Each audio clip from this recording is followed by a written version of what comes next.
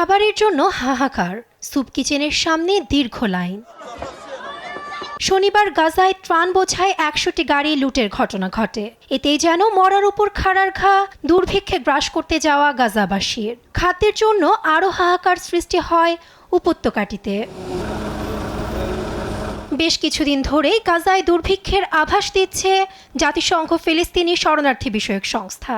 UNRW এর একজন ঊর্ধ্বতন কর্মকর্তা জানান, গাজার দক্ষিণাঞ্চলের সাথে ইসরায়েল নিয়ন্ত্রিত কেরেম শালম ক্রসিং দিয়ে যাওয়ার সময় এ লুটের ঘটনা ঘটে। বেশ কয়েকটি চেকপয়েন্ট তুলকারম, তারকুমিয়া ও কারাম আবু সালে ক্রসিং দিয়ে গাজায় ত্রাণ সরবরাহ করা হয়। দুর্ভাগ্যজনক যে এই ক্রসিংগুলো পার হওয়ার সময় 1 কিলোমিটার দূর থেকে 100টি ট্রাক বন্দুকের মুখে লুট করা হয়। মাস্ক পরিহিত কিছু বন্দুকধারী ত্রাণবাহী ট্রাকগুলো জিম্মি করে লুটপাট চালায়। এ সময় বাধা দিলে ট্রাক চালকদের উপর হামলা চালায় তারা। এ লুটের ঘটনায় গাজায় খাদ্য সংকট আরও চরমে পৌঁছার শঙ্কা তৈরি হয়েছে। অবশ্যই আমরা গাজার ড্রাইভারদের নিয়ে অনেক বেশি চিন্তিত। এটা তাদের জন্য কোনো ব্যবসা ছিল না। তারা তাদের জীবন বাজি রেখে এই কার্যক্রমে অংশগ্রহণ করে। অস্ত্রধারী ডাকাতদের থেকে মুক্তির অনিশ্চয়তার পরও তারা এই কাজে যুক্ত ছিল।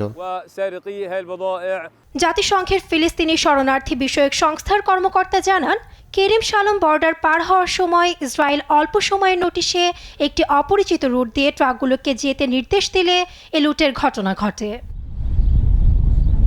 গাজায় ত্রাণ বোঝায় ১০০টি গাড়ি লুটের ঘটনায় গভীর উদ্বেগ প্রকাশ করেছে পশ্চিম তীর হল্টার ইউনিয়ন প্রধান। একে এখন পর্যন্ত সবচেয়ে নিকৃষ্ট ত্রাণ লুটের ঘটনা বলছে জাতিসংঘ।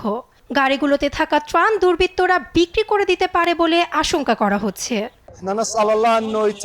আমরা সৃষ্টিকর্তার কাছে এর শেষ চাচ্ছি। আমরা দুর্বিষহ জীবনযাপন করছি। তাদেরকে আমাদের নিজেদের মানুষ ভেবেছিলাম, কিন্তু তারা ডাকাতে পরিণত হয়েছে। আমি আশা করছি যে এর শেষ হবে শিগগিরই। হামাস নিয়ন্ত্রণাধীন টিভি চ্যানেল আল আকসা জানায়, গাজায় ত্রাণ লুটের ঘটনায় জড়িত ২০ জনকে হত্যা করেছে সশস্ত্র গোষ্ঠী হামাস। তারা আরও জানায়, ত্রাণের সাথে সম্পৃক্ত যে কোনো লুটের ঘটনা কঠোর হাতে দমন করা হবে। নাসরিন আক্তার, নিউজ ডেস্ক, দেশ টিভি।